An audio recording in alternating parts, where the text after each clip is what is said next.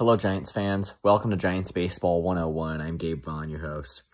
The Giants lost to the Padres 5-2 today, and now at the end of this bad season, even their extra inning tool is going away.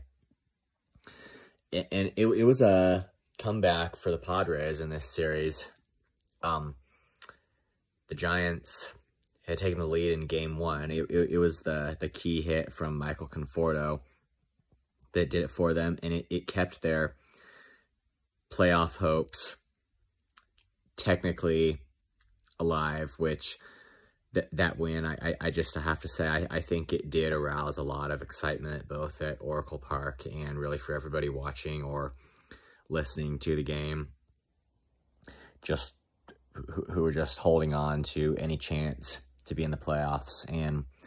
But the Giants lost last night and were shut out, and today they lost again to the Padres. So the similarity I'm seeing from between this year and last year is there just seems to be something here with the Giants having a kind of mediocre season, and then the tools that they do have, they go away. I point this out with the extra inning thing, and it hardly seems like a good parallel given that last year they weren't good at all in extra inning games. But it probably makes sense, at least, to give some consideration that whatever area you're talking about, it seems to be the case that the end of the season for the Giants is just the worst time. And I do hope they're using this time as efficiently and as effectively as possible to develop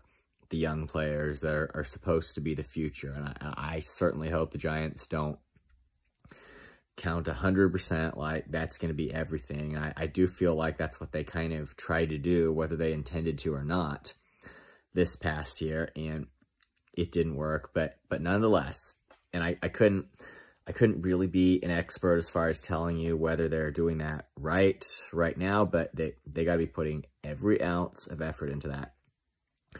Well, anyway, in today's game, which I'll just quickly go over, not that it matters, but Sean Manaea pitched 6 innings, allowing 2 runs. The Giants scored 2 as well. Taro Estrada hit a solo home run, and then Tyler Fitzgerald singled in a run. It's good to see Fitzgerald get his bat on the ball in scoreable situations.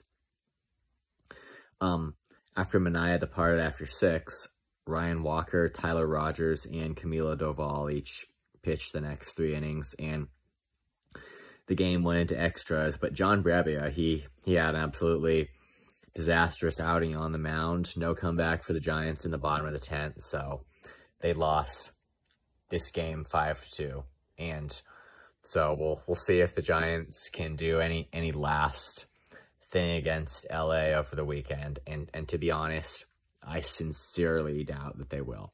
I am almost positive the Dodgers are going to take at least 2 out of 3. And I think I'm not exaggerating here when I say, in all likelihood, in the greatest likelihood, the Dodgers are going to win all 3 games, honestly. Just telling you the truth. So the only other thing I have planned for tonight, you remember yesterday we really looked at some of the Giants' batting statistics just in relation to all of baseball, and tonight I would like to do that with the pitching statistics. So if you see me looking away from the camera, it's because I'm looking at my notes.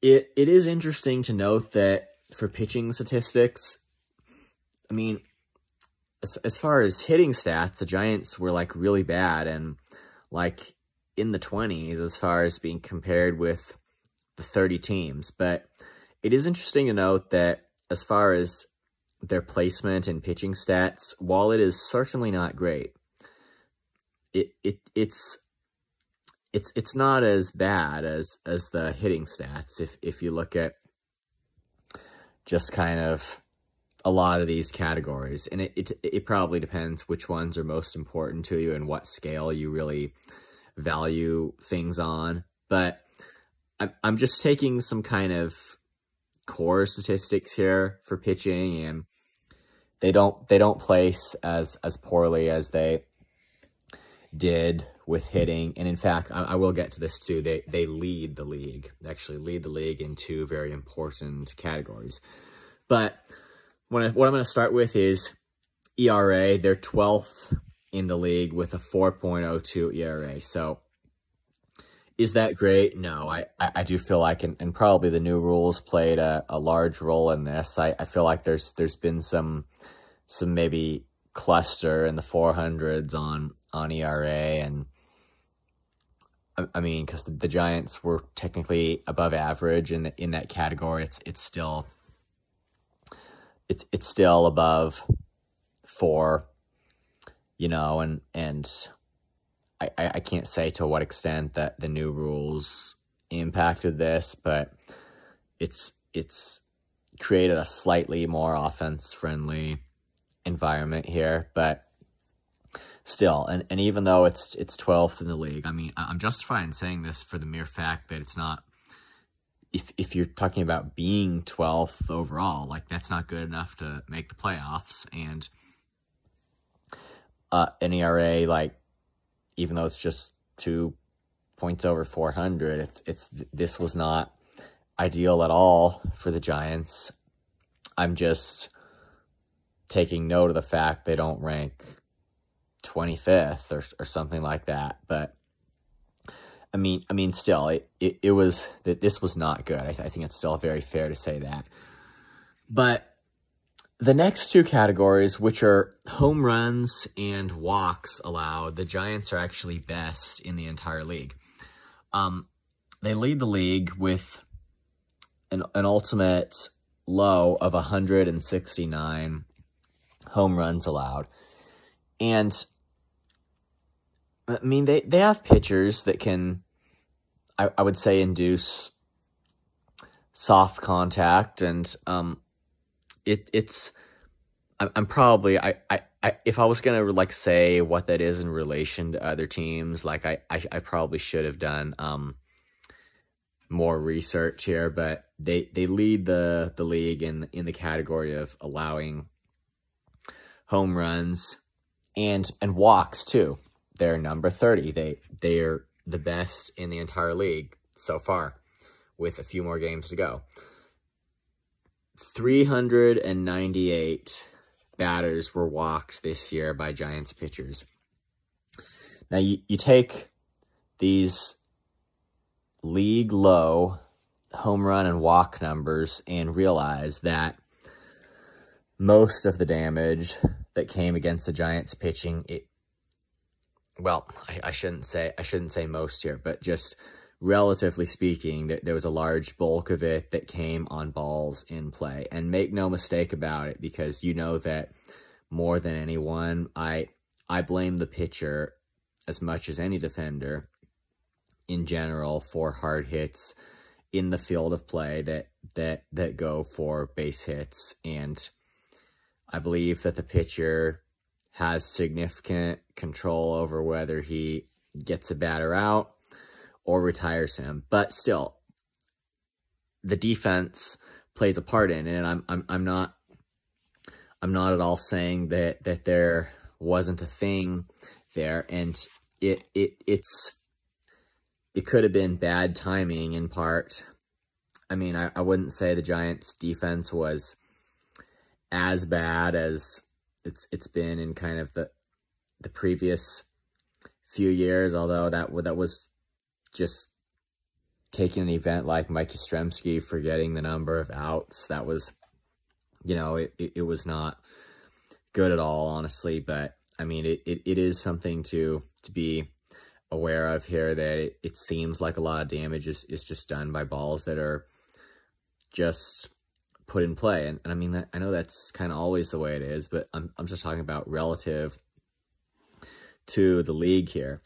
So it could still be a strength for the Giants if they can build on just low walk rates and low home run rates. I do think that if, without compromising on the other issues, I think that could be a strength going forward, and something that they can maintain. Sorry, what's the next thing I got on my list here?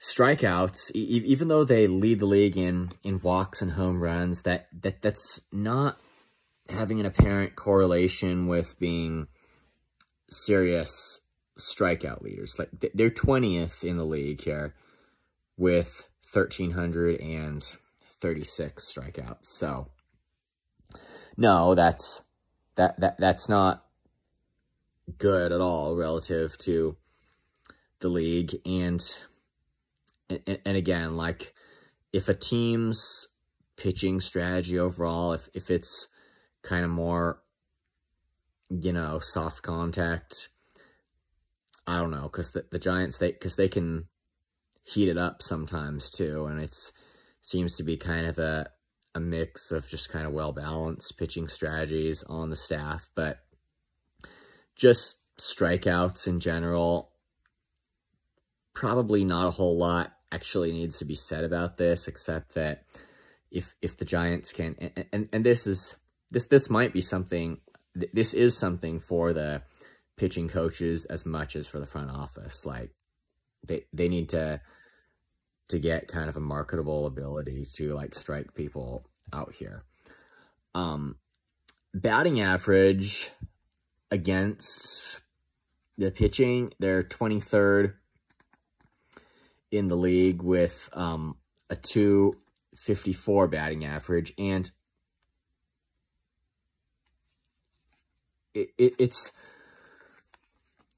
that's honestly, like, and especially with the new rules, you know, I probably couldn't,